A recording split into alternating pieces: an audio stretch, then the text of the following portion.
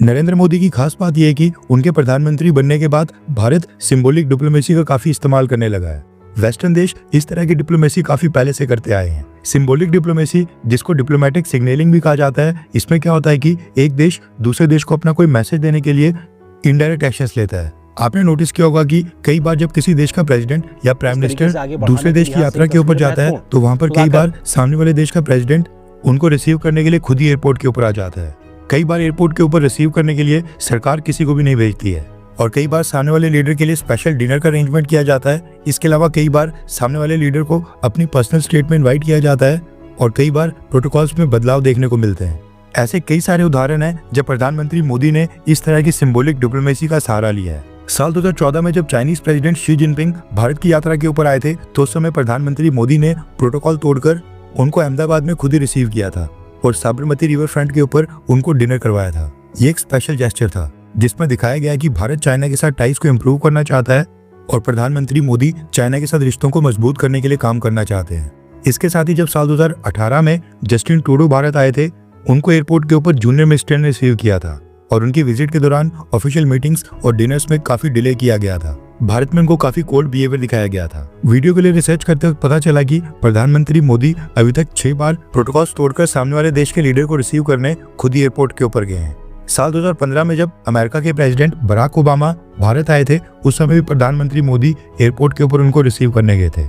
उसके बाद साल 2017 में बांग्लादेश की प्राइम मिनिस्टर शेख हसीना के लिए भी। उसके बाद साल 2017 में ही प्रधानमंत्री मोदी ने जापान के प्राइम मिनिस्टर शिंजो आबे को भी एयरपोर्ट के ऊपर खुद ही पर्सनली रिसीव किया था। साल 2017 के बाद साल 2020 में जब डोनाल्ड ट्रंप भारत आए थे, उस समय प्रधानमंत्री मोदी ने अहमदाबाद एयरपोर्ट के ऊपर उनको खुद ही रिसीव किया था।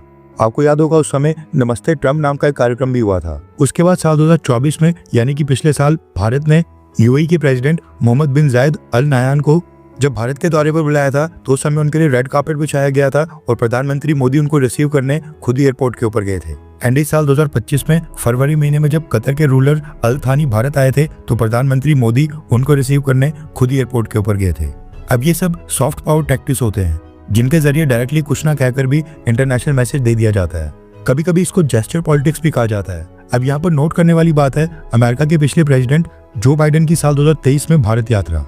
दरअसल इस समय यूनाइटेड स्टेट्स ऑफ अमेरिका में वाइस प्रेसिडेंट जेडी वांस की भारत यात्रा के बारे में काफी चर्चा हो रही है।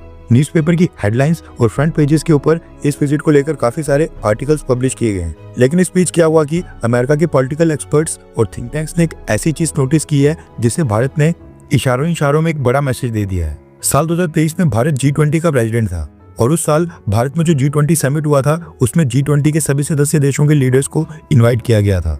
इसी G20 समिट को अटेंड करने के लिए अमेरिका के तब के प्रेसिडेंट जो बाइडेन भी भारत आए थे। अब उस समय भारत ने जो बाइडेन को रिसीव करने के लिए अपने एक जूनियर मिनिस्टर को भेजा था। मोदी सरकार ने अपने minister of state for civil aviation general V K Singh sir को एयरपोर्ट के ऊपर भेजा था। अब जो सेंट्रल गवर्नमेंट में MOS यानी कि मिनिस्टर ऑफ स्टेट होता है वो एक जूनियर मिनिस्टर माना जाता है। कई बार इनके पास इंडिपेंडेंट चार्ज होता है लेकिन मोस्ट ऑफ द टाइम्स इनको कैबिनेट मिनिस्टर्स के अंडर ही काम करना पड़ता है एंड ये कोई बड़े फैसले नहीं ले पाते हैं। भारत में इस समय 30 कैबिनेट मिनिस्टर्स हैं। उनसे जूनियर होते हैं इंडिपेंडेंट चार्ज वाले मिनिस्टर्स और उनके जूनियर्स होते हैं मिनिस्टर ऑफ स्टेट यानी कि MOS। कई सारी बड़ी बड़ी मिनिस्ट्रीज के अंदर 2 MOS भी होते हैं। कहने का मतलब है कि कैबिनेट मिनिस्टर्स और मिनिस्टर ऑफ स्टेट्स में अगर कंपैरिजन किया जाए तो सारी पावर्स कैबिनेट मिनिस्टर के पास होती हैं और कैबिनेट मिनिस्टर सीधा प्रधानमंत्री मोदी को रिपोर्ट करता है। जो भी कैबिनेट मीटिंग्स होती हैं जहाँ पर बहुत ही बड़े बड़े और इंपॉर्टेंट फैसले लिए जाते हैं वहाँ पर कैबिनेट मिनिस्टर्स को इन्वाइट किया जाता है, जबकि minister of state directly PM Modi को रिपोर्ट नहीं करते हैं, ना ही कैबिनेट मीटिंग्स में उनको बुलाया जाता है। अब जब Joe Biden G20 summit attend करने के लिए साल 2023 में भारत आए थे तो तब मोदी सरकार ने एक मिनिस्टर ऑफ स्टेट लेवल के मिनिस्टर को एयरपोर्ट के ऊपर भेजा था जिसको जूनियर मिनिस्टर कंसीडर किया जाता है। अब उस समय तो इसके ऊपर विवाद हुआ ही था क्योंकि प्रधानमंत्री मोदी के टर्म में पिछले 2 प्रेसिडेंट रहे बराक ओबामा और डोनाल्ड ट्रंप। दोनों को प्रधानमंत्री मोदी ने खुद ही एयरपोर्ट के ऊपर रिसीव किया था, लेकिन जो बाइडेन के लिए एक जूनियर मिनिस्टर को अपॉइंट किया गया था, जिसके बाद अब इन प्रोटोकॉल्स और सिंबॉलिक डिप्लोमेसी के बारे में दोबारा से आर्टिकल्स पब्लिश होना स्टार्ट हो गए हैं क्योंकि मोदी सरकार ने इसी सिंबॉलिक डिप्लोमेसी का सहारा लेते हुए दोबारा से एक बहुत ही बड़ा जेस्चर शो किया है जो कि अमेरिका में जो बाइडेन और कमला हैरिस की डेमोक्रेटिक पार्टी को इस समय बिल्कुल भी पसंद नहीं आ रहा है। रेफरेंस के लिए आपकी स्क्रीन के ऊपर आर्टिकल का स्क्रीनशॉट है।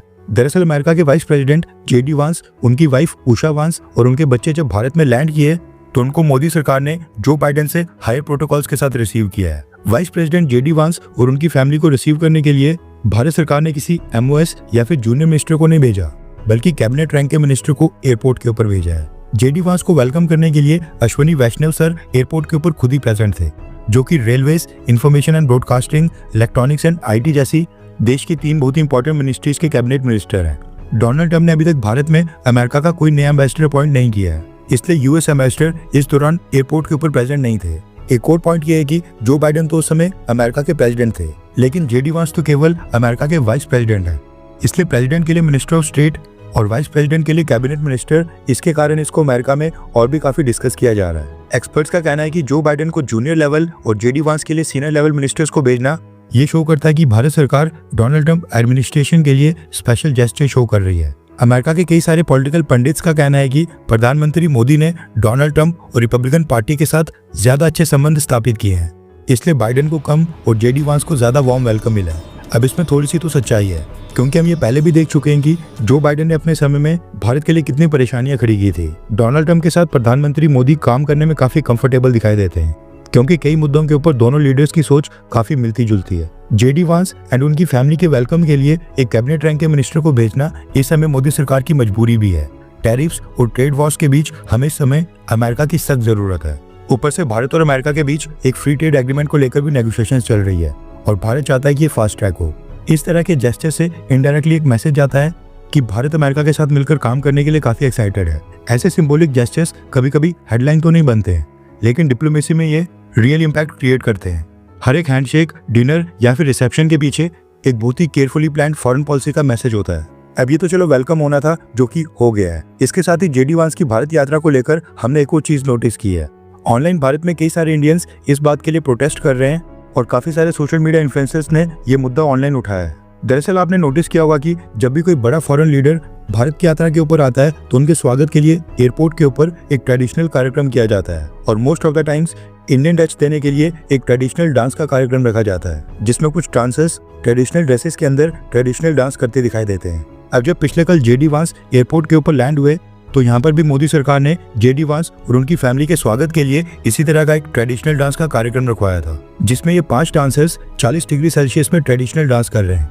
अब लोग इसको लेकर प्रोटेस्ट कर रहे हैं और कह रहे हैं कि भारत के ट्रेडिशनल डांस का बहुत ही गहरा ऐतिहासिक और सांस्कृतिक महत्व है। फॉरेन लीडर्स के वेलकम के लिए ऐसे ट्रेडिशनल डांस इवेंट्स अब बंद कर देने चाहिए, क्योंकि हमारी ट्रेडिशनल डांस फॉर्म्स एक पवित्र विरासत है जो किसी ऑडिटोरियम के स्टेज के ऊपर पूरे सम्मान, शिष्टाचार और सांस्कृतिक मर्यादा के साथ परफॉर्म की जानी चाहिए, न कि 40 डिग्री सेल्सियस की गर्मी में एयरपोर्ट के टेम्परेरी स्टेज के ऊपर, जहाँ पर मेहमान उनको मुश्किल से एक नज़र देखते हैं और फिर 2 मिनट में इग्नोर करके वहाँ से चले जाते हैं। इसलिए ये हमारे पवित्र और सांस्कृतिक ट्रेडिशनल डांस का अपमान करना हुआ और ऐसे ट्रेडिशनल डांस कार्यक्रम एयरपोर्ट्स के ऊपर वेलकम के लिए ना रखे जाएं। अब इसके ऊपर आपका कमेंट भी मैटर करता है। आपको क्या लगता है कि क्या फॉरेन लीडर्स के वेलकम के लिए एयरपोर्ट के ऊपर ये ट्रेडिशनल डांस करवाना सही है? हाँ या फिर ना, नीचे कमेंट करके अपनी राय जरूर बताएं। एंड अगर आप कमेंट नहीं करना चाहते हैं तो कमेंट बॉक्स में दूसरे लोगों का कमेंट पढ़कर उनकी राय जान सकते हैं। हर 24 घंटे के अंदर जियोपॉलिटिक्स में बड़े फेरबदलाव और उलटफेर हो रहे हैं और भारत के लिए नए चैलेंजेस आ रहे हैं। कोई देश अपने फैसले से पलट रहा है तो कोई देश ब्लैकमेलिंग के ऊपर उतर आया है। सभी देश एक दूसरे को नीचे लगाने की कोशिश कर रहे हैं। इन सब के बीच हमारा भारत किसी भी देश से पीछे न रह जाए, इसके लिए मोदी सरकार लगातार कोशिशें कर रही है। एंड भारत की foreign policy, defence news, economy और ग्लोबल अफेयर्स का सही एनालिसिस हमारे चैनल इंडियन अफेयर्स का मिशन है और ये मिशन आपके सपोर्ट के बिना अधूरा है। इंडियन अफेयर्स हिंदी के ऊपर हम सभी फैक्ट्स और डेटा बिल्कुल सरल भाषा में एनालाइज करते हैं, बिना किसी एजेंडा के। अगर आप चाहते हैं कि इंडियन अफेयर्स का सही और ऑथेंटिक एनालिसिस आप तक लगातार पहुंचे तो इस वीडियो को लाइक करें और हमारे चैनल इंडियन अफेयर्स को सब्सक्राइब करके बेल नोटिफिकेशन ऑन करना मत भूलिए। आपका एक लाइक हमारे चैनल को ग्रो करने में काफी मदद करेगा और एक सब्सक्राइब ये सुनिश्चित करेगा कि आप किसी भी इंपॉर्टेंट अपडेट को मिस ना करें। अगर आपने हमारे चैनल को पहले से सब्सक्राइब किया है तो दिल से धन्यवाद। जय हिंद, वंदे मातरम।